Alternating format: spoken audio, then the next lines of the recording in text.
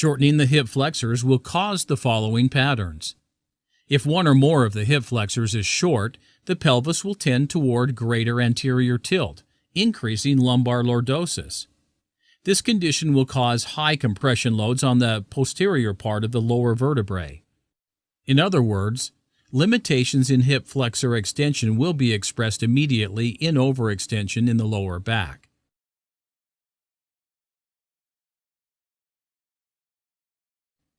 On the other hand, the better the hip joint extension, the easier lumbar spine extension will be, and in the upward bow pose, extension will be well and evenly divided over more joints.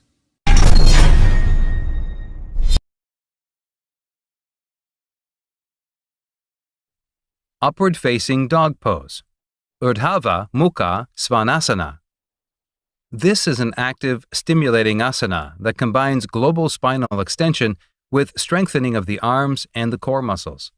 Good preparation and softening the mobility of the thoracic vertebrae are essential for quality, progressive exercise.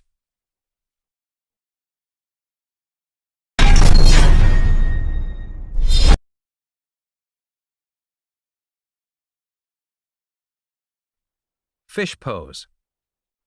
The spinal range required in this pose is extension, backward flexion.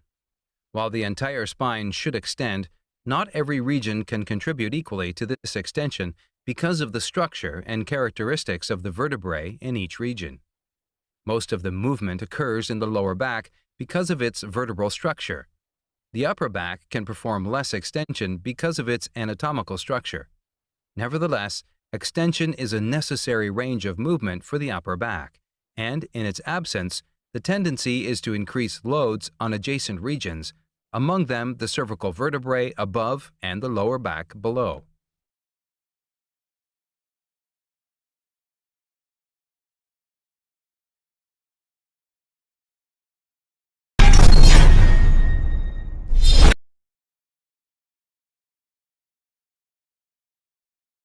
Chair pose, Utkatasana.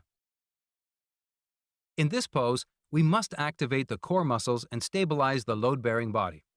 In addition to its use in yoga exercise, the pose works on a basic, very functional movement pattern that is essential in many daily activities as well. Regular practice of this movement helps to strengthen the thigh muscles and improves control of body stabilization.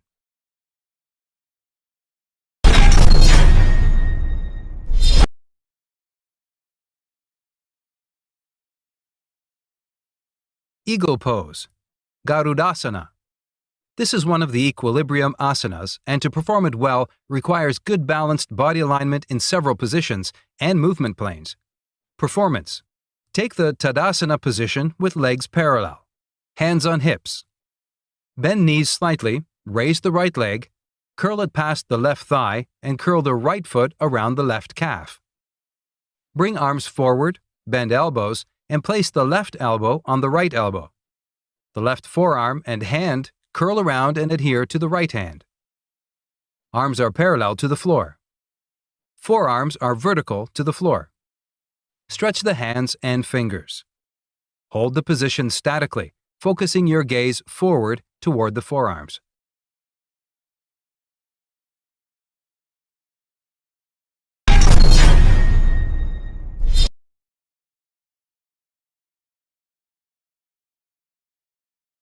Warrior 3 pose, Virabhadrasana 3. This is a very active asana that successfully combines strength, range, and balance. We will present a number of variations and modifications to enable exercisers to practice the movement even if they have difficulty maintaining stability in the correct body position.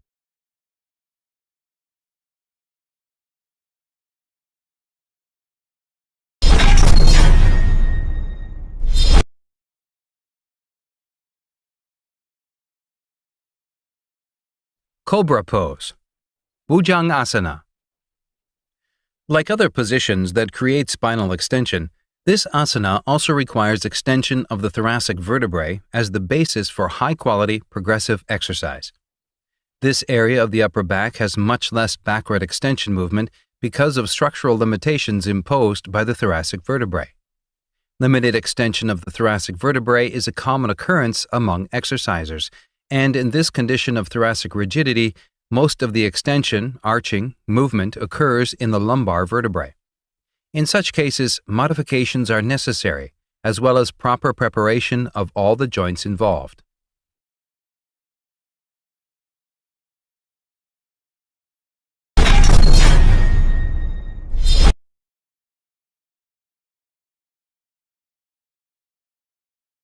Locust pose.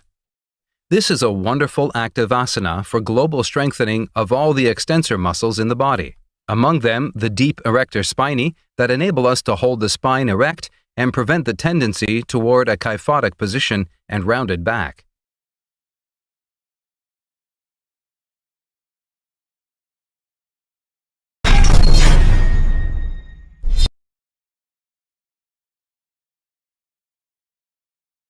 Extended hand to big toe pose. Utthita Hasta Padangusthasana is a standing balancing asana. Step by step to perform the position. Begin standing in the mountain pose, feet are parallel. Transfer your weight to the left leg, bend the right knee up toward your right armpit, clasp your hands around the big toe or around the outer edge of the right foot. Straighten your right leg in front of the body and provide support by placing your left hand on your hip. Focus your gaze on one steady point at eye level in front of you. Make sure to maintain a neutral spinal position and to relax the shoulders. Stay for a few long breaths and then repeat on the other side.